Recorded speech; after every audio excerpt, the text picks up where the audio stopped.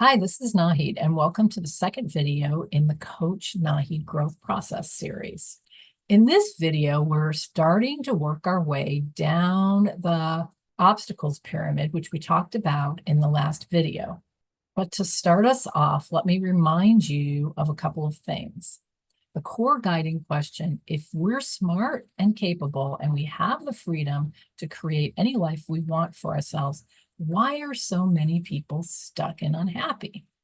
That question leads me to think about what I can do about it. And that leads to my mission to clear the path to success for as many people as possible. So, of course, if I'm clearing the path to success, I really need to deeply understand what gets in the way of success. And that's what leads to the tools that I build and my entire coaching methodology. So, as a reminder, the obstacles pyramid has 5 levels, and each level is a category of things that can either get you stuck or, if shifted, can propel you forward towards success. In this video, we're focusing on the clarity level. And one of the big things related to clarity is, do you know what you want? If you don't know what you want, it's really hard to make decisions and move forward towards what you want. So clarity is huge. But what clarity seems to boil down to at its core is making decisions. What gets in the way of clarity, or another way to think about it, is what gets in the way of the ability to clearly and confidently make decisions, act on those decisions, and create the life you want.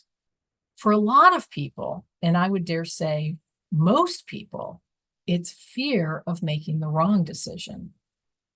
And so the first obstacle to clear would be the assumption that there is a right decision.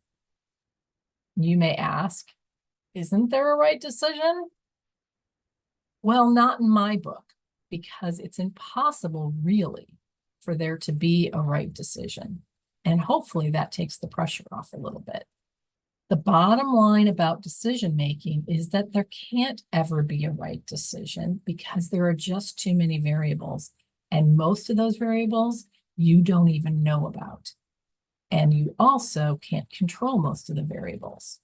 So all you're really doing is navigating in a world that you can only see part of.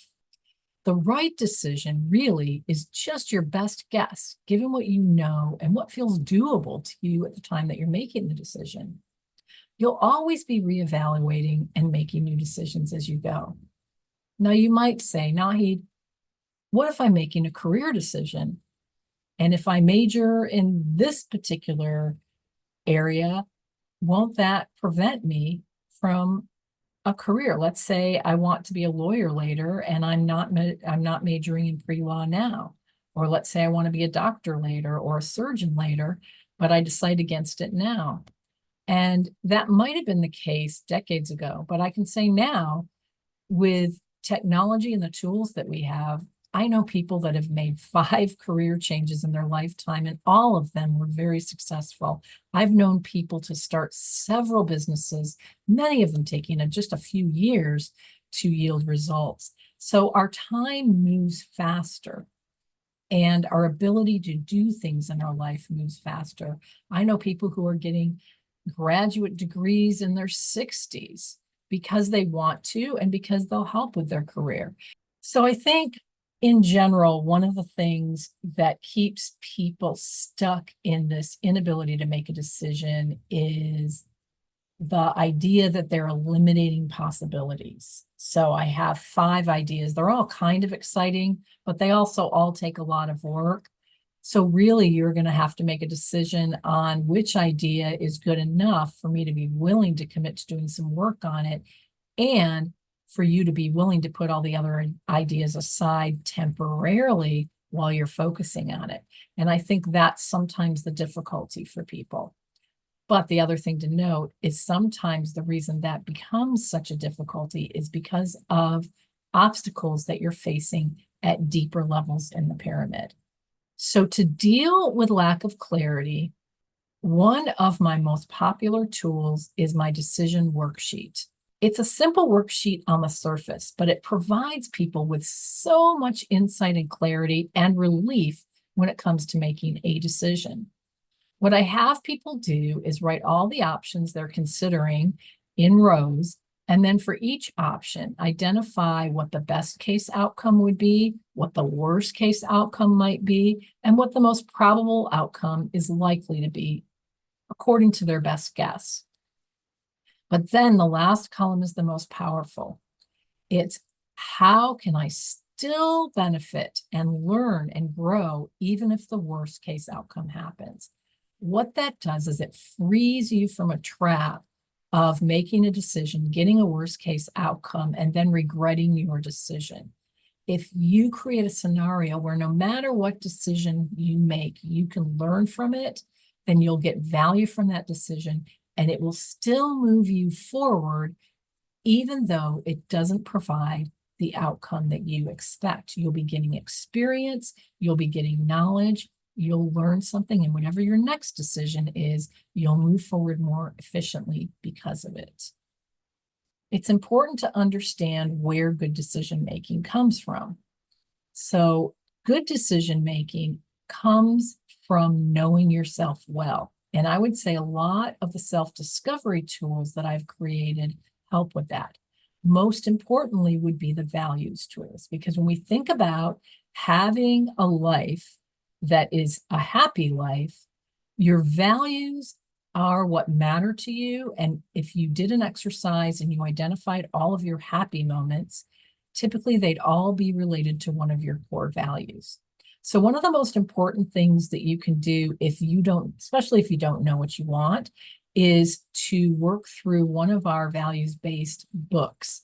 One of them in the Online Learning Center is the values-based goal setting workbook. I also have a values-based professional development workbook, I believe. So there's 2 values-based workbooks. And plus every year in January, I'm doing something related to looking at your values because it's just so important for people to be clear on their values. I have some business tools as well. In our Online Learning Center, there is a workbook and video set on sharpening your strategic thinking. So this helps you think better, and that helps you improve your decision making.